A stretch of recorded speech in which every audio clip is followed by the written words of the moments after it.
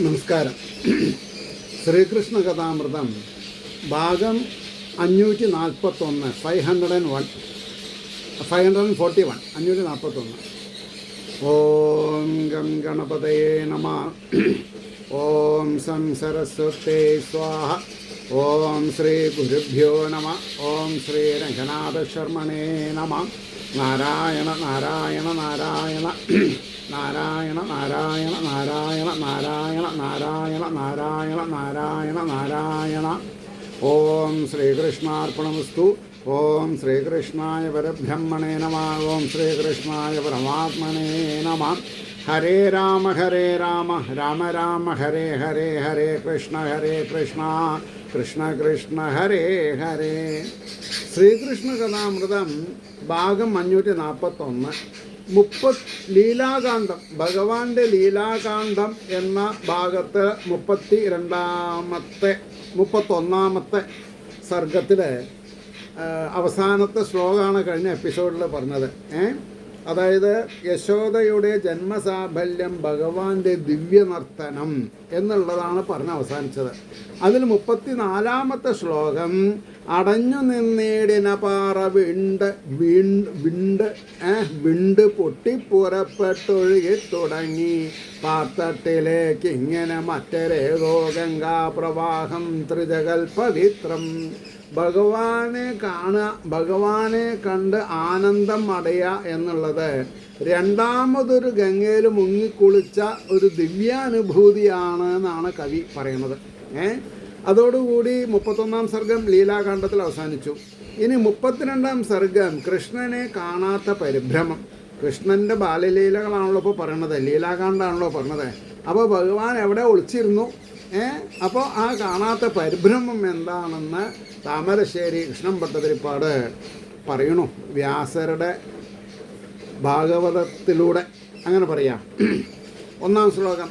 കാർവർണ്ണനാം ഉണ്ണിയ മുമ്പിൽ വന്നു കാണായകയാലൊന്നു യശോദ മാഴ്കി വലഞ്ഞു തൻ പോർമുല വിങ്ങിയും കൊണ്ടങ്ങെങ്ങു തേടുന്നു മനോഹരാങ്കി.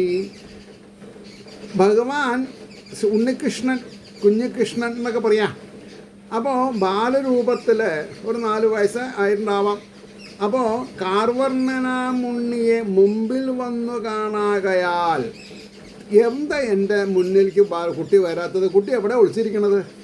കുറച്ച് നേരമായാലും എൻ്റെ അടുത്തേക്ക് വന്നിട്ട് എനിക്ക് മുല കൊടുക്കാൻ തിടുക്കായി. ഈ അമ്മമാർക്കേ അതിൻ്റെ ദീനം അറിയുള്ളൂ. അപ്പോൾ കുട്ടികൾക്ക് എന്തെങ്കിലും അസുഖം കാരണം മുല വലിച്ചു കുടിച്ചിട്ടില്ലെങ്കിൽ മുല വിങ്ങിപ്പൊട്ടും. അതൊരു സ്ത്രീത്വത്തിൻ്റെ ഒരു ബഹുമാനമാണത്. അതാണ് കാർവർണ്ണനാം ഉണ്ണിയെ മുമ്പിൽ വന്നു കാണായകയാൽ.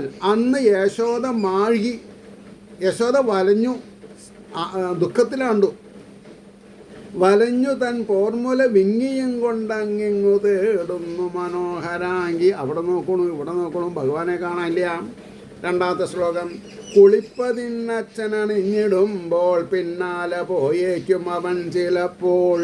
കാലത്ത് എണീറ്റിട്ട് അച്ഛൻ കുളിക്കാൻ പോകുമ്പോൾ ചിലപ്പോൾ അച്ഛൻ്റെ പിന്നാലെ പോകണൊരു സൂക്കടുണ്ട് അയാൾക്ക്, അതായത് ഉത്സാഹമുണ്ട്. അതാണ് കുളിപ്പതിന്നച്ഛനണിഞ്ഞിടുമ്പോൾ പിന്നാലെ പോയേക്കും അവൻ ചിലപ്പോൾ. അതൊന്നുടൻ കാഞ്ചന തന്നെയോടി ചോദിച്ചറിഞ്ഞിട്ടു വരട്ടെ വേഗം. എന്നാൽ കാഞ്ചന പറഞ്ഞിട്ടുള്ളൊരു ദാസി ഉണ്ട് അവിടെ. എന്നാൽ ദാസി പോയി നോക്കിയിട്ട് വരട്ടെ, നന്ദഗോപരോടൊപ്പം കുളിക്കാൻ പോയിരുന്നു, ഓടി വരണം, വിവരം പറയണം, എന്നാലല്ലേ എനിക്ക് സമാധാനം ഉണ്ടാവുള്ളൂ എന്ന് യശോദ. കുളിപ്പതിന്നച്ഛനണിഞ്ഞിടുമ്പോൾ പിന്നാലെ പോയേക്കും അവൻ ചിലപ്പോൾ. അതൊന്നുടൻ കാഞ്ചന തന്നെ ഓടി ചോദിച്ചറിഞ്ഞിട്ടു വരട്ടെ വേഗം. 3ാമത്തെ ശ്ലോകം. ആറ്റിൻ്റെ വക്കത്തിവൾ ചെന്നു നോക്കി എന്നല്ലയോ ചൊല്ലിയതീ വിശാലം. അങ്ങെങ്ങു നിൽക്കായി ഉടൻ ഒന്നുകൂടി തിരിഞ്ഞു നോക്കിയിടുക മല്ലികേ നീ. ഈ കാഞ്ചന വന്നിട്ട് പറഞ്ഞു, അയ്യോ അവിടെ കുട്ടിയില്ലല്ലോ, കുട്ടിയെ കാണാനില്ലല്ലോ. അപ്പോൾ പറഞ്ഞു, ആറ്റിൻ്റെ വക്കത്തിവൾ ചെന്നു നോക്കി. നദിയുടെ തീരത്ത് നന്ദഗോപുരം കുളിക്കുന്ന സ്ഥലത്ത് പോയി നോക്കി. എന്നല്ലായോ ചൊല്ലി ഇല്ലെന്ന് നോക്കി ആറ്റിൻ്റെ വക്കത്തിവൾ ചെന്ന് നോക്കി എന്നല്ലയോ ചൊല്ലിയതീ വിശാലം. വിശാലം എന്ന് പറഞ്ഞത് ദാസി എന്താ പറഞ്ഞത്? അങ്ങിങ്ങു നിൽക്കായുക, ഉടനെ എന്നോടുകൂടി തിരിഞ്ഞു നോക്കിയിടുക മല്ലികേ നീ. ഒന്നുകൂടി പോയി നോക്കൂ, അവിടെ ഒക്കെ ഒന്ന് തെരഞ്ഞു നോക്കൂ. കണ്ടില്ല എന്ന് പറഞ്ഞിട്ട് ഓടി വരരുത്, എൻ്റെ മകനെ കാണണം എന്നുള്ള അർത്ഥത്തിൽ. അവൻ്റെ ആ നന്ദിനി അങ്ങു തന്നെ കിടപ്പതുണ്ടോ ക്ഷണമൊന്നു നോക്കൂ. ആ നന്ദിനി പശുവായിട്ട് കുട്ടിക്ക് വലിയ ലോകിയാണല്ലോ. അപ്പം ഇനി നന്ദിനി പശു അവിടെ ഉണ്ടോ, അതോ നന്ദിനി പശുവിനെയും കാണാനില്ലേ? എന്നാൽ നന്ദിനി പശുവിൻ്റെ പിന്നാലെ പോയിട്ടുണ്ടാവും. അവൻ്റെ ആ നന്ദിനി അങ്ങു തന്നെ കിടപ്പതുണ്ടോ? ആ കെട്ടിയിട്ട സ്ഥലത്ത് തന്നെ ഉണ്ടോ അതോ പോയോ? ക്ഷണമൊന്നു നോക്കൂ, ഇല്ലെങ്കിൽ എന്നുണ്ണി അഴിച്ചു വിട്ടു പിന്നാലെ പാഞ്ഞോടി അതിൻ്റെ കൂടെ. അപ്പോൾ എന്നാൽ പശുവിനെ വിട്ടണം, താനും ഒപ്പം പോയിക്കളാം എന്ന് വിചാരിച്ച് പശുവിൻ്റെ പിന്നാലെ ഓടിപ്പോയോ? എന്നോമനെ, ആ അമ്മയുടെ മാനസികാവസ്ഥ, എന്നോമനെ നിന്നനുജൻ കളിപ്പാൻ വന്നില്ലയോ നിന്നുടെ കൂടെയപ്പോൾ. അപ്പോൾ ബലഭദ്രസ്വാമിയോട് ചോദിക്കുകയാണ്, ബലഭദ്രനോട് ചോദിക്കുകയാണ്. ഞാൻ ബഹുമാനം കൊണ്ട് ബലഭദ്രസ്വാമി എന്ന് പറയണു. അത് കഥ പറയുമ്പോൾ പിന്നെ ബലരാമൻ എന്നൊന്നും പറയാൻ നമ്മളെ കൊണ്ട് പറ്റില്ലല്ലോ. അപ്പോൾ നിങ്ങൾ ശ്രോതാക്കളത് മനസ്സിലാക്കിയാൽ മതി. എന്നോമനെ നിന്നനുജൻ ആരെ? കൃഷ്ണൻ കളിപ്പാൻ വന്നില്ലയോ നിൻ്റെ അടുത്ത് നിന്നുടെ കൂടെയപ്പോൾ. എങ്ങാണവൻ പോയത് വേഗം ഉണ്ണി ചൊല്ലിയിടിൽ ഞാനൊന്നു നിനക്കു നൽകാം. എൻ്റെ മകനെ തെരഞ്ഞ് എന്താണെന്ന് പറയാ, വശക്കേടായി എനിക്ക്. എൻ്റെ മോനെ എവിടെയാന്ന് പറഞ്ഞാൽ നിനക്ക് ഞാനൊരു സമ്മാനം തരാനാ. ആലോചിച്ച് നോക്കണം. ചൊല്ലിയിടിൽ ഞാൻ ഒന്നു നിനക്കു നൽകാം. താനേ നടന്ന അങ്ങനെ കൂട്ടുപാതയ്ക്കണഞ്ഞിതോ വണ്ടികൾ പോരുമല്ലോ. അതായത് കൂട്ടുപാത എന്ന് പറഞ്ഞാൽ 2 വഴികൾ കൂട്ടിമുട്ടുന്ന സ്ഥലം ഈ നന്ദഗോപുരുടെ ഗ്രാമത്തിൽ. അപ്പോൾ താനേ നടന്ന് അങ്ങനെ കൂട്ടുപാതയ്ക്കണഞ്ഞിതോ. കൂട്ടുപാത വരെ പോയോ കുട്ടി നടന്നിട്ട്? വണ്ടികൾ അങ്ങോട്ടും ഇങ്ങോട്ടും വരുന്നുണ്ടല്ലോ, അതിൽ വല്ലതും കയറിപ്പോയോ അല്ലെങ്കിൽ അതിൽ കയറി വരുന്നുണ്ടോ? താനേ നടന്നങ്ങനെ കൂട്ടുപാതയ്ക്കണഞ്ഞിതോ വണ്ടികൾ പോരുമല്ലോ. വല്ലോരെയും കണ്ടവൻ പിന്നിലൂടെ നടന്നു താൻ ദിക്കറിയാതെയായോ. ആരെങ്കിലും വിളിച്ച് കൂടെ പോയിട്ട് മടങ്ങി വരാൻ സാധിക്കാണ്ട് ദിക്കുകൾ അറിയാതെ കണ്ട് പരവശപ്പെടുന്നുണ്ടോ എൻ്റെ മകൻ? ആരെ പറ്റിയിട്ടാണ് ചിന്തിക്കണത്? ഭഗവാനെ ചിന്തിച്ചിട്ട് സർവവ്യാപിയും സർവജ്ഞനുമായിട്ടുള്ള ഭഗവാൻ, അഷ്ടദിക്പാലകന്മാരെ നിയമിച്ചിട്ടുള്ള ഭഗവാൻ വഴി അറിയാതെ വരുമോ? ഇല്ല. പക്ഷേ ഒരു അമ്മ എന്നുള്ള നിലയ്ക്ക് തൻ്റെ കുഞ്ഞിനെ കാണാതെ കണ്ടായപ്പോൾ ഉണ്ടാകുന്നൊരു വിഭ്രാന്തിയാണത്. പൊന്നിൻ ചിലമ്പൊന്നൊലി അല്ലി കേൾപ്പത് അല്ല, അതെന്തോ മണിതങ്കിലുക്കം. ഞാനിപ്പോൾ ഒരു ശബ്ദം കേട്ടുമല്ലോ, അതെൻ്റെ മകൻ്റെ കാൽച്ചിലമ്പിൻ്റെ ശബ്ദം അല്ല. ആണോ? അല്ല, അത് ഏതൊരു മണി കിലുങ്ങിയതാണല്ലോ. ഒരുത്തനെ തന്നെ നനച്ചിരുന്നാൽ വരുന്നതെല്ലാം അവനെന്ന് തോന്നും എന്നുള്ള അവസ്ഥയാണ് ഇവിടെ. പൊന്നിൻ ചിലമ്പൊലി അല്ലി കേൾപ്പത് അല്ല, അതെന്തോ മണിതങ്കിലുക്കം. പോയുള്ളൊര കാഞ്ചന ഇത്ര നേരമായും വരാതുള്ളതിനർത്ഥമെന്തോ. ആദ്യം പറഞ്ഞയച്ചിട്ടുള്ള കാഞ്ചന ഇതേവരെ വന്ന് കാണാനില്ല. അന്വേഷിച്ചിട്ട് എന്തു പറ്റി? വരാതുള്ളതിനർത്ഥമെന്തോ. ഇങ്ങനെ വഴുകാൻ എന്താണ് കാരണം? വന്നുള്ള ഗോപീജനമൊക്കെ ഉണ്ണിക്കിടാവിനെ കാൺമതിനുള്ളിൽ വെമ്പി. എല്ലാ ദിവസം പോലെ ധാരാളം ഗോപസ്ത്രീകൾ വന്നിട്ടുണ്ട് അവിടുന്ന് ഇവിടുന്നൊക്കെ ഉണ്ണീനെ കാണാൻ വേണ്ടിയിട്ട്. ഈ സമയമാകുമ്പോഴേക്കും അയാൾ കൈകാല് കഴുകി കുറിയൊക്കെ ഇട്ട് തൻ്റെ കോണകമൊക്കെ ചുറ്റി എല്ലാവരും പറയും, ഒന്ന് നൃത്തം ചെയ്യുമോ ചോദിച്ചാൽ തുടങ്ങിയ ഈ നൃത്തം. ഒന്ന് പാട്ട് പാടുമോ? ഓ ശരി, പാട്ട് പാടും. അപ്പോൾ അവരൊക്കെ ഇപ്പോൾ ഉണ്ണീനെ കാണാതെ കണ്ട് എവിടെയാണ് യശോദമ്മ എന്ന് ചോദിക്കുമ്പോൾ ഒരു കുറ്റബോധം ഉണ്ടാവില്ലേ? അവരവരുടെ കുട്ടീനെ കാണാനില്ല എന്ന് പറഞ്ഞാൽ.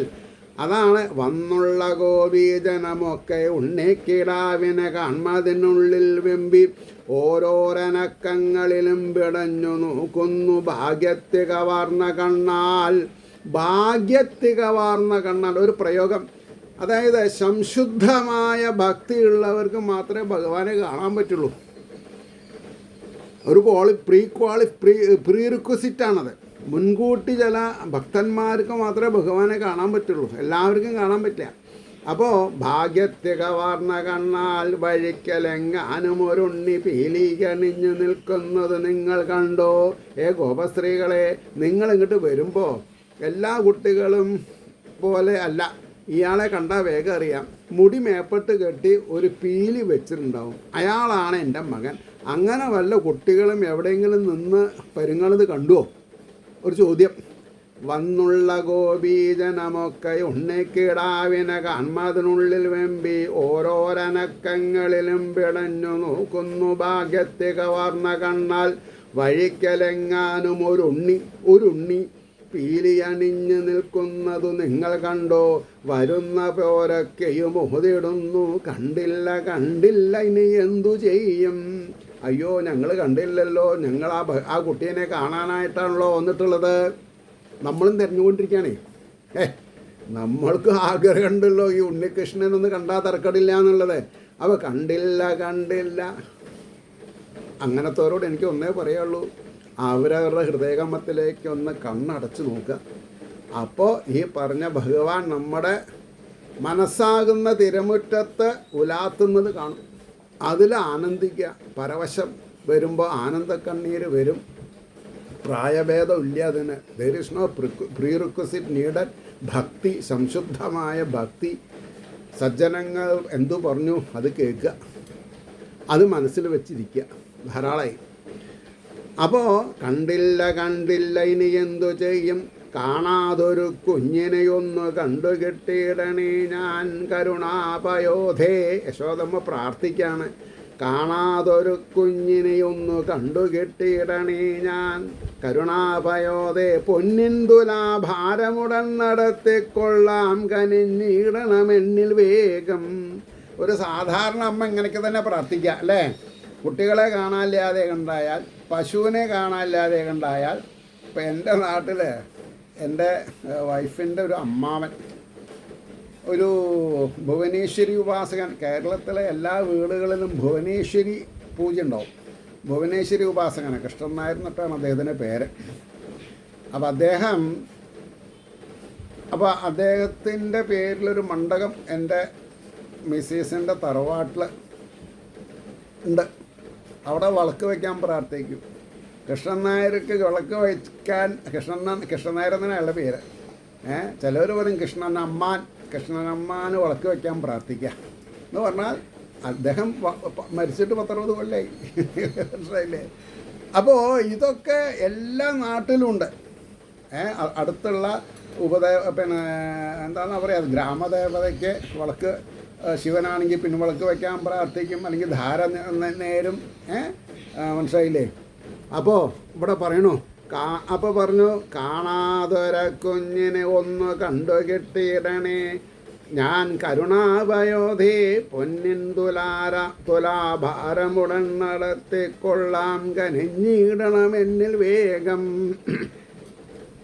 പരിഭ്രമിച്ചെത്തിയ നന്ദൻ ഈറൻ മാറ്റാതെ അങ്ങിങ്ങു തിരിഞ്ഞു ചൊല്ലി. അപ്പോൾ കുളി കഴിഞ്ഞിട്ട് ഈറിനോട് കൂടി വന്നിട്ടുള്ള നന്ദഗോപരെ അങ്ങോട്ടോടണു ഇങ്ങോട്ടോടണു. തൻ്റെ പൊന്നോമന മകൻ എവിടെ പോയി മറിഞ്ഞിരിക്കണു.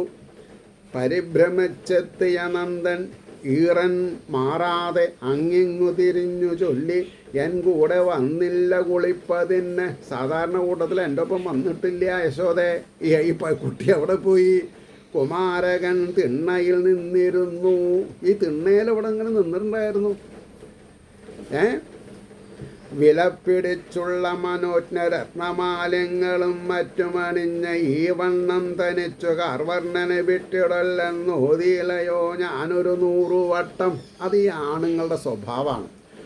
പെണ്ണുങ്ങളെ കുറ്റം പറയുക അല്ലെങ്കിൽ അമ്മമാരെ കുറ്റം പറയുക എന്നുള്ളത് അച്ഛന്മാരുടെ ഒരു സ്വഭാവമാണ്. അപ്പോൾ നന്ദഗോപുര് പറയാണ്, ഈ വിലപിടിപ്പുള്ള ഒരു മാല പെട്ടിയിൽ നിന്നെടുത്ത് അയാൾ കഴുത്തിലിട്ടപ്പോൾ നീയും കണ്ണാൻ നന്നെന്ന് പറഞ്ഞ് മിണ്ടാണ്ടിരുന്നു. ഇപ്പോൾ ഈ വിലപിടിപ്പുള്ള മാല കവരാൻ എൻ്റെ കുട്ടീനെ ആരെങ്കിലും തട്ടിക്കൊണ്ടുപോയോ? ആരേരാ തട്ടിക്കൊണ്ടുപോകണേ? നമ്മുടെ കൃഷ്ണഭഗവാനെ ആർക്കെങ്കിലും തട്ടിക്കൊണ്ടുപോകാൻ പറ്റുമോ?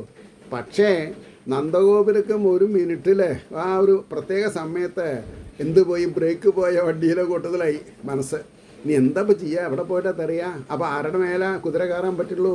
ഭാര്യയുടെ മേലിൽ. എല്ലാ ആണുങ്ങളും അങ്ങനെ ചെയ്യുക. ഒരു സാധനം കണ്ടില്ലെങ്കിൽ വഴി മുഴുവൻ ഭാരിക്കുക. എന്തോ ആവട്ടെ, അതാണ്ടാണല്ലോ സ്ത്രീ വീടിൻ്റെ വിളക്കെന്നൊക്കെ പറഞ്ഞത്. അപ്പോൾ പറഞ്ഞു, വില പിടിച്ചുള്ള മനോജ്ഞ രത്നമാലങ്ങളും മറ്റും അണിഞ്ഞ ഈ വണ്ണം തനിച്ചു കാർവർണ്ണനെ വിട്ടിടല്ലെന്നോതിയിലയോ ഞാനൊരു 100 വട്ടം.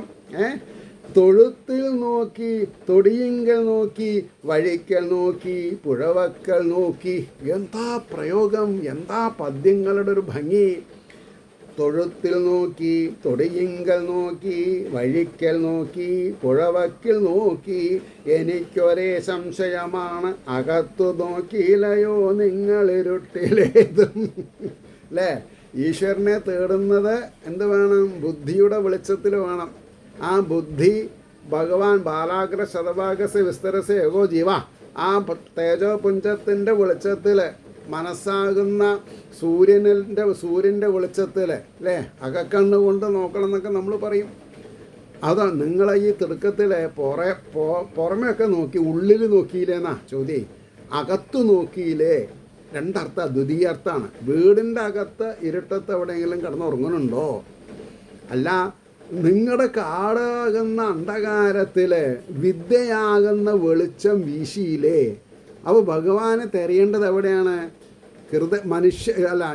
ജീവജാലങ്ങളുടെ ഹൃദയങ്ങളിലല്ലേ എന്ന് വ്യംഗ്യം. ഈ വ്യംഗ്യമാണ് നമ്മൾ കണ്ടുപിടിക്കേണ്ടത്. തൊഴുത്തിൽ നോക്കി, തൊടിയിങ്കൽ നോക്കി, വഴിക്കൽ നോക്കി, പുഴവക്കിൽ നോക്കി. എനിക്കൊരേ സംശയമാണകത്ത് നോക്കിയില്ലയോ നിങ്ങളിരുട്ടിലേതും. എന്നോതിയും കൊണ്ടുടനെ വരും ചെന്നകങ്ങളാരഞ്ഞളവിൽ പതുക്കെ പൊൻകിങ്ങിണി ചാത്തൊലി പൂണ്ട് പൊട്ടിച്ചിരിച്ചു കൊണ്ടോടി വരുന്നു കൃഷ്ണൻ. നമ്മളാണെങ്കിൽ പിടിച്ചിട്ടുണ്ട് പേറും, അല്ലേ? നമ്മളാണെങ്കിൽ കുട്ടികളിങ്ങനെ ഒളിച്ചിരുന്ന്, ഇരുട്ടത്ത് ഒളിച്ചിരുന്ന് നമ്മളെ പരിഭ്രമിച്ച് കെട്ടിയാരുണ്ട് കൊടുക്കും. അതാണ് ഇവിടുത്തെ സിറ്റുവേഷൻ. എന്നോതിയും കൊണ്ടുടനെ വരും ചെന്നകങ്ങൾ ആരാനളവിൽ പതുക്കെ പൊൻകിങ്ങിണി ചാർത്തൊലി പൂണ്ട് പൊട്ടിച്ചിരിച്ചു കൊണ്ട് ഓടി വരുന്നു കൃഷ്ണൻ. എന്താണ് അവസ്ഥ? ഒന്നും പറയാൻ പറ്റില്ല. ഗോപീജനത്തിൻ നയനം കുളിർത്തു. വന്നിട്ടുള്ള സ്ത്രീകൾക്കൊക്കെ ഗോപീജനത്തിൻ നയനം കുളിർത്തു. നന്ദന്നതൻ ഉൾക്കമലം വിരിഞ്ഞു. തൻ്റെ മനസ്സ് ശാന്തമായി എന്ന് പറയാനാണ്. തൻ്റെ ഉൾക്കമലം വിരിഞ്ഞു. മനസ്സ് സന്തോഷാധിക്യം കൊണ്ട് മനസ്സാകുന്ന താമര വിരിഞ്ഞു. നന്ദന്നതൻ ഉൾക്കമലം വിരിഞ്ഞു. യശോദ വേഗം മുലയേകിനാൾ തൻ ഓമൽ കിടാവിന്നതി ഭാഗ്യമാർന്നോൾ. ഉടനെ മുല വായിൽ വെച്ച് കൊടുത്തു. ഭഗവാനെ കുടിച്ചോളൂ, കുടിച്ചോളൂ, കുടിച്ചോളൂ. ആലോചിച്ച് നോക്കൂ, ഞാൻ ക്ഷീണിച്ചു വായിച്ചിട്ട്. കാരണം ഗദ്ഗതം തെരച്ചിൽ ഞാനും കൂടി. ഞാനും തെരഞ്ഞുകൊണ്ടിരിക്കുകയാണ്. എനിക്കറിയാം അകത്തുണ്ട്, അത്ര എനിക്ക് പറയാൻ പറ്റുള്ളൂ. ഇരുട്ടകം പൂകിയതെന്തിനെന്നു ചോദിക്കയെ അമ്പാർന്നരുൾ ചെയ്തു പൈതൽ. എന്തിനാ മോനെ ഇരുട്ടത്ത് ഒളിച്ചിരുന്നത് എന്ന് ചോദിച്ചപ്പോൾ ഉത്തരം പറഞ്ഞു. എന്താതെ? ഇരുട്ടകം, ഇരുട്ടിനുള്ളിൽ പൂകിയതെന്തിനെന്നു ചോദിക്കെ അമ്പാർന്നരുൾ ചെയ്തു പൈതൽ. അമ്മിഞ്ഞയേകാതിനി അങ്ങുമിങ്ങും ഓടിയിടും ഞാൻ അങ്ങനെ ചെയ്യും അമ്മേ. നേരം വെളിച്ചാകുമ്പോൾ ഞാൻ കിടക്കണ സ്ഥലത്ത് വരണം. എന്നിട്ട് എൻ്റെ കൈകാലൊക്കെ വൃത്തിയാക്കി കുറിയൊക്കെ ഇടിച്ച് കോണൊക്കെ ചുറ്റി എന്നെ വാരിയെടുത്ത് മടിയിലിരുത്തി അമ്മിഞ്ഞ തന്നില്ലെങ്കിൽ ഇനിയും ഞാൻ ഇങ്ങനെ ഇരുട്ടത്ത് ഒളിക്കും. നിങ്ങൾക്ക് പരിഭ്രമം ഉണ്ടാക്കി തരും ഞാൻ. ഇപ്പം എന്താ ഇതിന്ന് ഗുണപാഠം പഠിച്ചത്? കുട്ടികൾ അമ്മയുടെ അടുത്തേക്കല്ല വരേണ്ടത്, അമ്മമാർ കുട്ടികളുടെ അടുത്ത് പോയി മുലയൂട്ടണമെന്ന്. കരയുന്ന കുട്ടിക്ക് പാലുള്ളൂ എന്ന് മലയാളത്തിൽ പറയും. അതല്ല ശരി. കുട്ടികളെ കരയിക്കുന്നതിന് മുമ്പ് പാലേകണം എന്നുള്ള സദ്ബുദ്ധി എല്ലാവർക്കും വരണം. ഈശ്വരൻ നമ്മളെ പരീക്ഷിച്ചതിൻ്റെ ശേഷം ഈശ്വരനെ പ്രീതിപ്പെടുത്തുകയല്ല വേണ്ടത്. നല്ല ചുറുചുറുക്കോടുകൂടി എല്ലാ ദിവസവും ശ്രീ മഹാവിഷ്ണു പ്രീത്യർത്ഥം എന്ന് പറഞ്ഞ കാലത്തും വൈകുന്നേരത്തും വിഷ്ണു സഹസ്രനാമം ജപിക്കാൻ അറിയണം. ജപിച്ചാൽ പോരാ, അർത്ഥതലങ്ങൾ അറിയണം. ഭാഗവതം വായിച്ചാൽ പോരാ, അർത്ഥം അറിയണം. എനിക്കൊരു 47 വയസ്സുള്ളപ്പോഴാണ് ശിഷ്യപ്പെടുന്നത്. ഞാൻ ഭാഗവത സപ്താഹമൊക്കെ ചെയ്തിട്ടുണ്ട്. പക്ഷേ ഇത്ര ഡീറ്റെയിലായിട്ട് ഞാൻ സുബ്രഹ്മണ്യൻ തിരുമുമ്പിൻ്റെ വൃത്താനുവൃത്തം ഭാഗവതം അർത്ഥം പറഞ്ഞു, ദേവി ഭാഗവതം അർത്ഥം പറഞ്ഞു, വിഷ്ണു സഹസ്രനാമത്തിൻ്റെ അവലോകനം അർത്ഥം പറഞ്ഞു. പക്ഷെ മൂലം ഭാഗവതം പറയണം എന്ന് എനിക്ക് തോന്നിയിട്ടുണ്ടായിരുന്നില്ല. അങ്ങനെ ഇരിക്കുമ്പോഴാണ് ഒരു 10-24 ദിവസം മുമ്പേ എൻ്റെ ജാതകം എഴുതിയിട്ടുള്ള ഒരാളുടെ മരുമകൾ നിർബന്ധപൂർവം പറഞ്ഞു, രാജേട്ടാ ഞങ്ങൾക്കത് കേൾക്കണം, ഒന്ന് സഹായിക്കണം എന്ന് പറഞ്ഞു. ഓ ശരി, അങ്ങനെ തുടങ്ങി. അപ്പോൾ എല്ലാറ്റിനും കാരണവും അല്ലേ, കാര്യവും കാരണവും ഒന്ന് തന്നെയാണ്, ഈശ്വരനാണ് പറയുന്നത്. അപ്പോൾ എനിക്ക് ഇതൊക്കെ വായിച്ച ആനന്ദം അനുഭവിക്കുമ്പോൾ എന്നാൽ മൂലം കൂടി നീ പറയേ എന്നൊരു ശാസന ഭഗവാനിൽ നിന്ന് കിട്ടിയെന്നാണ് ഞാൻ മനസ്സിലാക്കുന്നത്. അപ്പോൾ എനിക്കൊരേ ഒരു ആഗ്രഹമുള്ളൂ, എൻ്റെ ആയുസ് കുറച്ച് കൂട്ടണം. കാരണം എന്താ വിചാരിച്ചാൽ എനിക്കറിയില്ലല്ലോ അപ്പോൾ എൻ്റെ ആയുസ് എപ്പോഴാണ് കുറുക എന്നുള്ളത്. അപ്പോൾ വലിയൊരു ഭാരിച്ച ഉത്തരവാദിത്തമാണ് ഭഗവാൻ എന്നെ കൊണ്ട് എടുപ്പിച്ചിട്ടുള്ളത്. അപ്പോൾ ഭഗവാന്റെ ചുമതലയാണ് അത് മുഴുമിപ്പിക്കാനുള്ള ആയുസ് തരിക എന്ന് പറഞ്ഞാൽ. ഞാനിപ്പോൾ 24-ാം ദിവസം ആകുമ്പോൾ ഭാഗവത മാഹാത്മ്യം 2-ാം അധ്യായം പകുതി മുക്കാലായിട്ട് ഇങ്ങനെ നിൽക്കണം. അപ്പോൾ ആ സ്പീഡിൽ പോയിട്ടുണ്ടെങ്കിൽ എത്ര എടുക്കും? അത് ആ ഒരു പേടിയുള്ളൂ. പിന്നെ ശരീരം വഴങ്ങും വേണം. ഇന്ന് തന്നെ ഭാഗവതം മൂലം പറയുമ്പോൾ ഒന്നും ഉറങ്ങിപ്പോയി. ഞാൻ കണ്ണ് വിളിച്ച് നോക്കുമ്പോൾ ഞാൻ സ്ക്രീനിലാണ്. ഞാൻ ഒരു സുല്ല് പറഞ്ഞു, പിന്നെയും തുടങ്ങി, പിന്നെ ഉഷാറായി. അപ്പോൾ ഈ സമയം തെറ്റുമ്പോഴാണ് പ്രശ്നം. അപ്പോൾ ഇന്ന് ഒരു ആൾ നമ്മളെ കാണാൻ വന്നു, ഒരു 2-2.5 മണിക്കൂർ. അപ്പോൾ മകൻ വന്നിട്ടുണ്ടെങ്കിലും അയാളോടൊപ്പം ദോശ കഴിക്കാൻ പറ്റിയില്ല. ഞാൻ അയാൾ ഒരു കസേരയിൽ ഇരിക്കുമ്പോൾ അടുത്ത കസേരയിൽ ഇരുന്ന് ഞാൻ ദോശ കഴിക്കുക, ചായ കുടിക്കുക, വർത്തമാനം പറയാം. അതങ്ങനെ 12:05 വരെ പോയി. അപ്പം അതിൻ്റെ ഇടയ്ക്ക് ശ്രീമതി പിന്നെ ഷുഗറിൻ്റെ ഒരു മരുന്ന് കൊടുത്തു തന്നു, അതൊക്കെ കഴിച്ചു.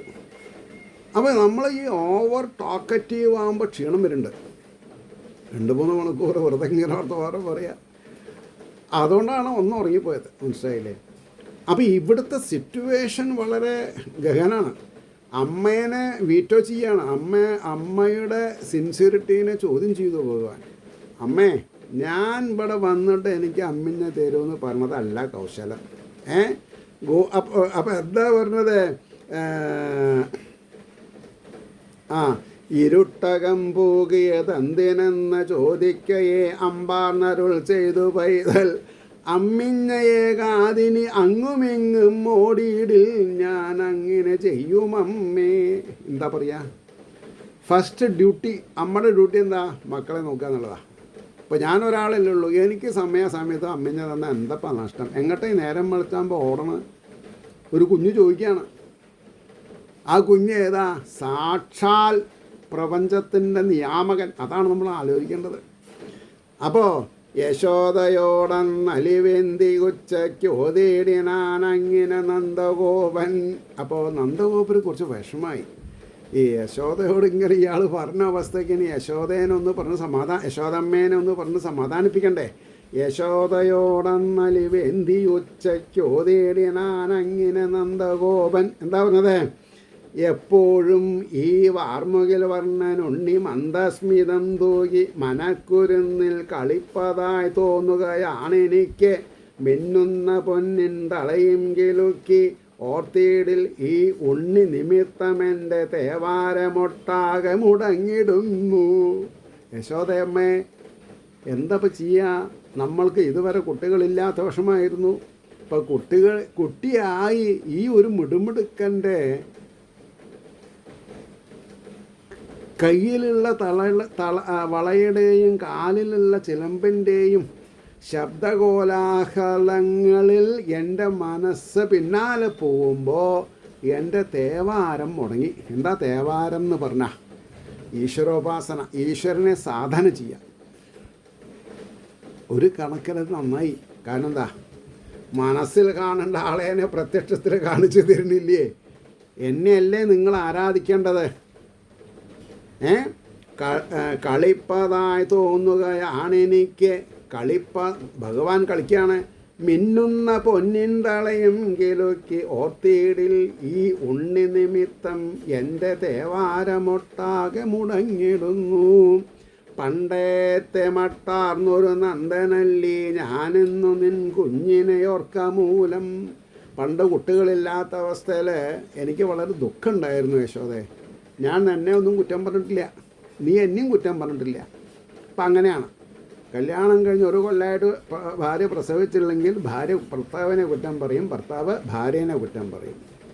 അമ്മായിയമ്മ മരുമകനെ കുറ്റം പറയും, അമ്മ മരുമകളെ കുറ്റം പറയും. അങ്ങനെയൊക്കെയാണ് സ്വഭാവം. ഇവിടെ പണ്ടത്തെ മട്ടാർന്നൊരു നന്ദനല്ലി, അന്നത്തെ എന്താണെന്നാ പറയുക, അച്ചടക്കം അല്ലെങ്കിൽ ശൗര്യമൊന്നും ഇല്ല എനിക്ക്. ഞാനിപ്പോൾ പ്രായമായി, തലയൊക്കെ നരച്ചു, താടിയൊക്കെ നരച്ചു, എങ്കിലും ഞാൻ ഒരു കുട്ടിയുടെ മനസ്സിൽ ജീവിക്കുകയാണ്. എന്താ കാരണം? നമ്മുടെ പൊന്നുണ്ണിക്കണ്ണൻ്റെ പിന്നാലെ അയാൾ നടക്കുമ്പോൾ കയ്യിലും ഉള്ള വളകളുടെ കിലുക്കവും കാലിലുള്ള പാദസരത്തിൻ്റെ കിലുക്കവും കിങ്ങിണിയുടെ കിലുക്കവും എൻ്റെ ഉറക്കമില്ല എനിക്ക്. ഞാൻ ഉണർന്നിരിക്കുകയാണ് എപ്പോഴും ഇത് കേൾക്കാൻ വേണ്ടിയിട്ട്. പണ്ടത്തെ മട്ടാർന്നൊരു നന്ദനല്ലി ഞാനിന്നു നിൻ കുഞ്ഞിനെ ഓർക്കമൂലം. ഇടയ്ക്കിടയ്ക്ക് അന്തിമുടിക്കലില്ല, മറന്നുപോകുന്നു നമസ്കരിപ്പാൻ. സന്ധ്യാവന്ദനം ചെയ്യാനും കൂടിയും എനിക്ക് സാധിക്കണില്ലല്ലോ യശോദമ്മേ, എൻ്റെ മകൻ കാരണം എനിക്ക് ഈശ്വരനെ നമസ്കരിക്കാൻ സാധിക്കണില്ലല്ലോ. അയാളുടെ കളിയിൽ, അയാളുടെ നൃത്തത്തിൽ, അയാളുടെ പാട്ടിൽ ഞാൻ മോഹത്തിൽ മുങ്ങിത്താഴാണ്, ആനന്ദത്തിൽ മുങ്ങിത്താഴാണ്. ആലോചിച്ച് നോക്കൂ, വാട്ട് എ മാർവലസ് സിറ്റുവേഷൻ. ആര് ഈ ഒലയ്ക്ക പോയിട്ട് മദ്ദളത്തിനോട് കംപ്ലൈൻറ്റ് പറയാം, എനിക്ക് ഇടി കൊണ്ടിട്ട് വയ്യാണ്. അപ്പോൾ മദ്ദളം പറയും, എനിക്ക് ഇരുഭാഗത്തും തല്ലാണ് കിട്ടണത്. അതേപോലെ യശോദമ്മയ്ക്ക് ആജ്ഞ കിട്ടുന്നത് അങ്ങോട്ടും ഇങ്ങോട്ടും ഓടാണ്ട മര്യാദയ്ക്ക് എന്നെ വന്ന് വാരി പുണർന്ന് മടിയിലിരുത്തി അമ്മിഞ്ഞ തന്നിട്ടില്ലെങ്കിൽ ഇനിയും ഞാൻ ഇരുട്ടിൽ ഒളിക്കും. അപ്പം നന്ദഗോപുരം പറഞ്ഞു, യശോദേ, എനിക്ക് എൻ്റെ കാലത്ത് ഉള്ള തേവാരം മുടങ്ങണോ? വൈകുന്നേരം ഭഗവാനെ നമസ്കരിക്കാൻ വിളക്കൊക്കെ വെച്ചിട്ടുണ്ട്, നിങ്ങൾ ഒന്ന് പ്രാർത്ഥിച്ച് നമസ്കരിക്കാൻ പോലും ഞാൻ മറക്കും. ഇതാണ് സിറ്റുവേഷൻ. മനസ്സിലായില്ലേ?